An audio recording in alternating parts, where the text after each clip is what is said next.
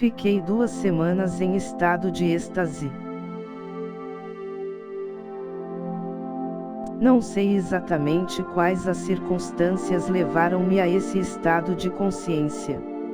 Na realidade, nunca acreditei que fosse possível entrar numa esfera espiritual de forma clara e lúcida.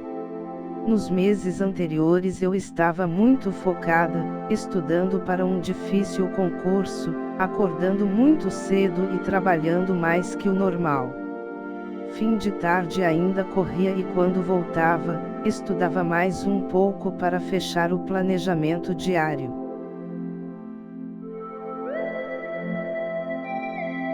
Mesmo sem religião alguma, comecei a fazer alguns rituais de oração todas as manhãs antes do desjejum. Já era uma necessidade dedicar-me ao clamor e meditação, entrando num espaço de silêncio e autoconhecimento.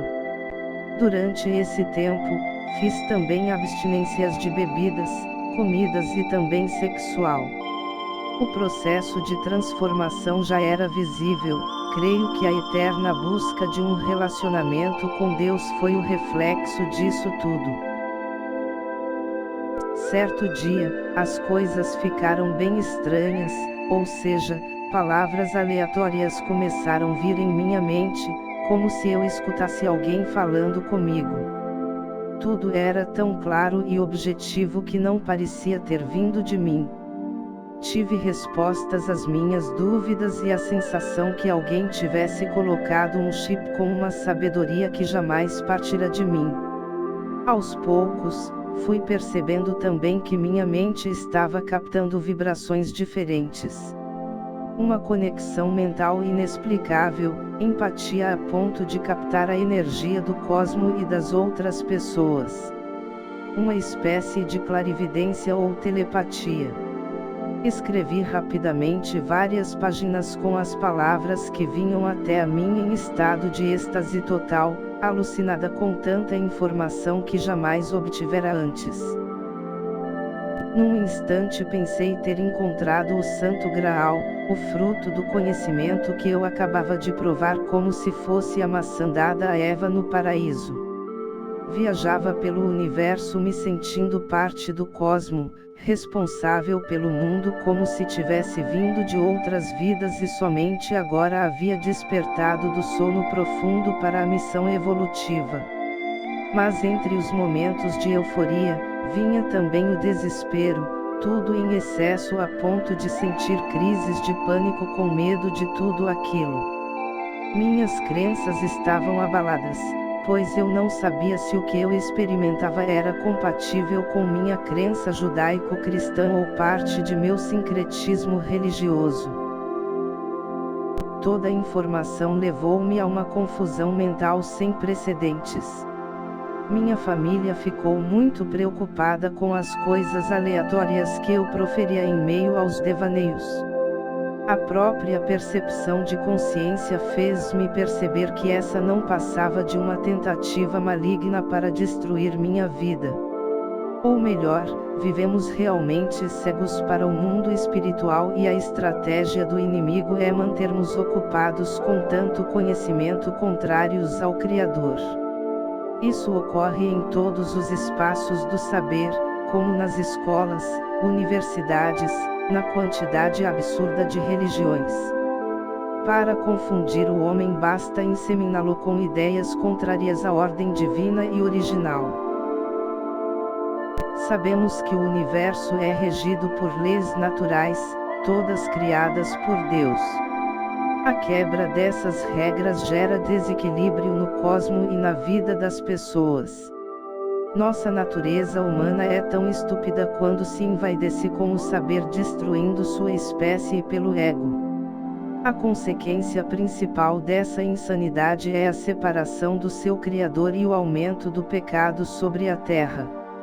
O ciclo continua cada vez mais, espalhando destruição e degradação dos valores e da espécie.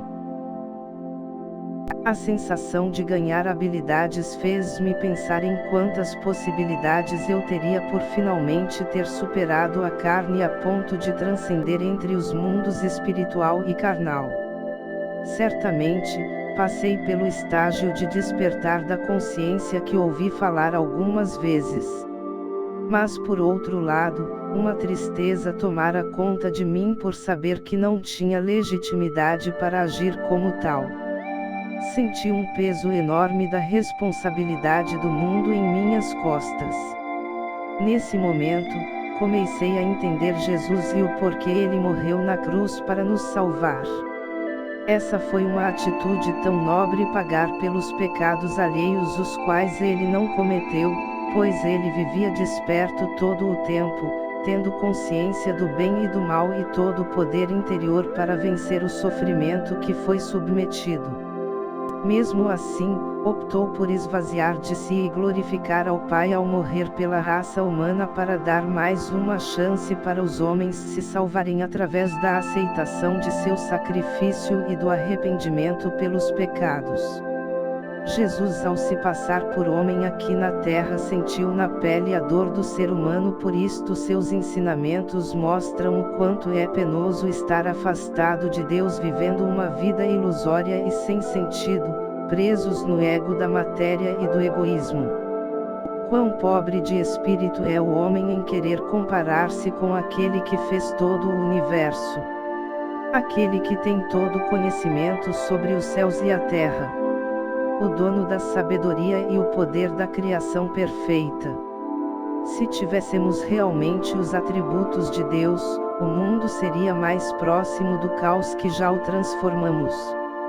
Aliás, provavelmente ele nem existiria, pois se cada um de nós, movido pelo ego carnal, seguisse nossas concupiscências para criar os firmamentos, que mundo teríamos e como seria se os homens fossem deuses?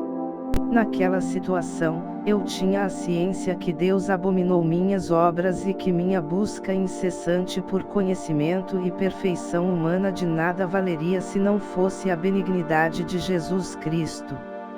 Ora, se não formos libertos de verdade, optaremos pelo mal sempre, essa é nossa natureza pecaminosa.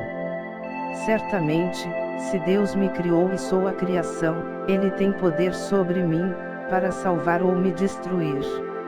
Aceitar Jesus é uma atitude pessoal e intransferível de livre arbítrio.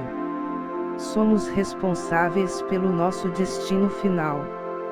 Tanto também pelo aqui e agora, o modo que decidimos a viver nossas vidas. Somente quando conseguimos arrepender dos pecados verdadeiramente conseguimos a libertação de nossa alma.